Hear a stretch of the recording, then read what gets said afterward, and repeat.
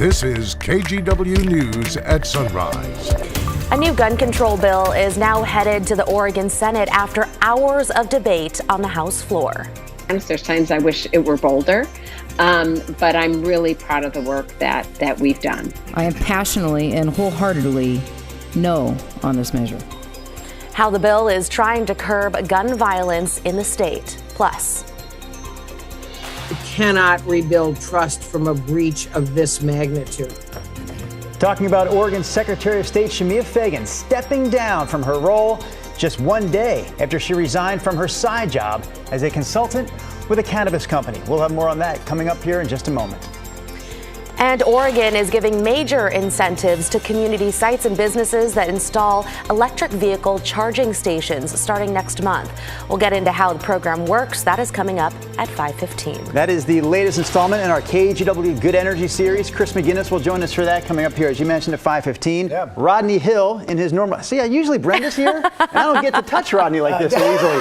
Oh my God. Goodness. What do you have for the weather, Rod? Okay, I'm leaving. Holy cow. I finally got the message. Drew just simply wanted me to get off of the desk. Look at some blue sky up top. We're calling it partly cloudy, completely dry as you start your day. We're at 52 degrees, comfortable start.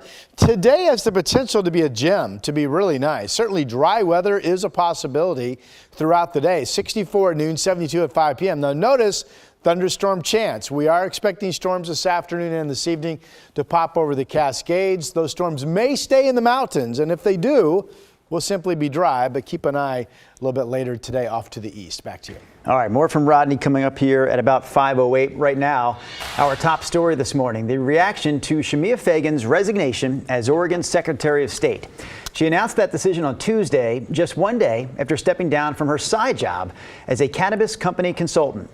KGW's Evan Watson has more on Fagan's resignation, which officially takes effect next Monday.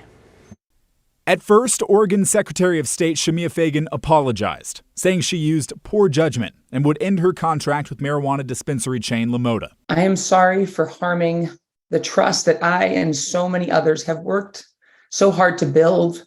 Now, just a day later, Fagan says she will resign her position. She plans to step down on May 8th. KGW political analyst Betsy Johnson says Fagan made the right and honorable choice. She had to have looked at the optics of this at some point in time and come to the conclusion you cannot rebuild trust from a breach of this magnitude. Fagan's resignation follows criticism of ethical concerns over an outside consulting job tied to LaModa. The dispensary and associated businesses have failed to pay millions of dollars in taxes while still making donations to Fagan and others. Fagan said she signed the consulting contract to provide for herself and her two children, saying her $77,000 a year salary as Secretary of State didn't cut it. To put it bluntly, my Secretary of State salary alone is not enough for me to make ends meet. Johnson says that decision lacked integrity. It is inconceivable to me that somewhere a light didn't go on to say, while she believes she followed the letter of the law, the optics of this were so bad. She knew what the salary was of the Secretary of State before she ran. In a statement Tuesday, Fagan said protecting Oregon's democracy and ensuring faith in our elected leaders is why she ran for office, and it's also why she's choosing to resign. Governor Tina Kotek said she supports Fagan's decision to resign and believes this will help restore Oregonians' trust in their government. It's incumbent on every single elected person, regardless of what office they hold, to deliver on that expectation of trust for Oregonians. And when that delivery fails, there needs to be some atonement. Evan Watson, KGW News. All right, let's take a look at what some of you are saying about Shemia Fagan's resignation. We have reaction from our KGW Facebook page, starting with a viewer named Sally, who says, I'm glad she stepped down.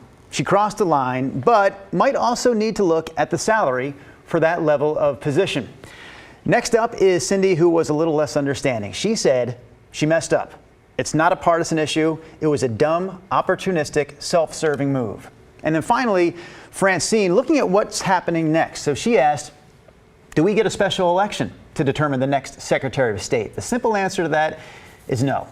The Deputy Secretary of State will automatically take over next Monday and will hold down the position until Governor Kotek names a permanent replacement, who, by the way, is required to be a Democrat like Fagan. But because voters aren't deciding on the replacement, that means the new Secretary of State will not be next in line to take over as governor.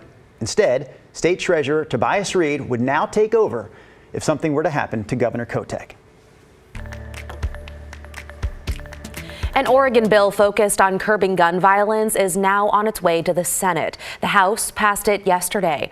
House Bill 2005 bans undetectable and/or untraceable guns, also known as ghost guns. It would also raise the age to buy a firearm to 21, with a few exceptions. Supporters call it modest but meaningful, while opponents call it extreme and say it won't make our streets any safer. Overall, it reflects a common sense approach to a problem we all wish, and I think I can speak for everybody, we all wish we did not have to try and solve. We keep passing more gun laws and expecting gun violence to decline. Gun violence is not declining. So this is all happening as Measure 114, which voters passed in November, is still making its way through the courts. All right, we have three more local government headlines to share with you this morning. The first is an update on what's called the Right to Rest bill, which would make removing homeless camps from public property illegal. So as we reported yesterday, the bill is not moving forward this session. And now the public hearing planned this week has also been scrapped. The Oregon House Majority Leader calls it a distraction from other legislative business. As it's currently written, the proposal would allow homeless people to sue for $1,000 if they're harassed or told to move, assuming there was nowhere else for them to go. The plan also made national headlines. Those who put the bill forward say they plan to reintroduce it in the future. Second, a plan that would allow Oregonians statewide to pump their own gas is moving forward. The Senate held a hearing on the bill yesterday. The proposal would require stations to offer both self-serve and full-serve options. Supporters say it gives people choice. It also helps with staffing shortages. Some opponents say they're trying to preserve jobs. This bill, by the way, has already passed in the House. And third, Washington's Attorney General Bob Ferguson is launching an exploratory campaign for state governor. The exploratory campaign allows Ferguson, who's also a Democrat, to collect donations without formally announcing a run. This news comes just one day after Governor Jay Inslee announced he will not seek re-election in 2024. Ferguson has been Washington's AG for over a decade. Okay, so you may not have known this, but it is National Paranormal Day. The question we have for you this morning, have you ever seen a ghost? And look at that, a 50-50 split, yes and no. You can answer right now online if you'd like. Just go to KGW Sunrise on Twitter. That poll on your screen pinned to the very top of the page. No spooky music online, though. A lot of good things happening there. Yeah, exactly. Well, I'm very interested, though, in some of these stories, and we have a couple. We also posted on Facebook, and Veronica shared her experience with us. She says, yeah, lots of text there, but basically when she visited Gettysburg, she saw a man in a Confederate Civil War uniform standing close to her. He pointed and said what she was looking for was in the opposite direction, and when she turned around to thank him, he said he was gone. Yes. Yeah, she says this was about 20 years ago. She still gets goosebumps thinking about it. Wow. My first thought there is perhaps he was part of some sort of Civil War reenactment, and he was supposed to be there. But then, boom, he was gone. He's fast. Like Rod said, maybe he's just a fast really human fast. being. There's always an explanation. I like the little ghost emoji we have there in the viewer poll. Yeah, I love the spooky music, so we'll keep that going throughout the day today on Sunrise, along with your weather forecast. It's always fun to hear people's stories, right? Little moments where you're like, huh? Totally. All right, here's a look at that low we're tracking down over California, sitting right over the San Francisco Bay Area. The rotation still will bring clouds and a thunderstorm threat northward up into Oregon and Washington. For the time being, we are dry across much of our area. A little bit of light rain up in Wenatchee, a little bit of rain showing up down around Roseburg. You remember yesterday morning we had a thunderstorm that popped over in McMinnville, quickly fizzled in Tillamook County. We had a cluster that formed around Eugene, stayed together through Waldport, Newport, Depot Bay. And that particular cluster stayed together for quite a while, even out to sea. So we still have the thunderstorm threat. In fact, on paper, Portland is more unstable later today than we were yesterday. So we'll see if we get something developing or not. But right now, you see the blue skies up top, some clouds down low. Overall, today has the potential to be really nice. 52 is our current number. 41 in Newport, Salem 46. Out in the Dalles 57. It's going to be one of the warmer spots of the state with 80-degree temperatures expected. 39 out in Baker City this morning. Here's the Futurecast movie. For the most part, a dry start and dry into the afternoon hours, but then somewhere 3, 4, 5 o'clock today, we'll look for thunderstorms to start popping in Central Oregon along the Cascades. That's what you're looking at right there.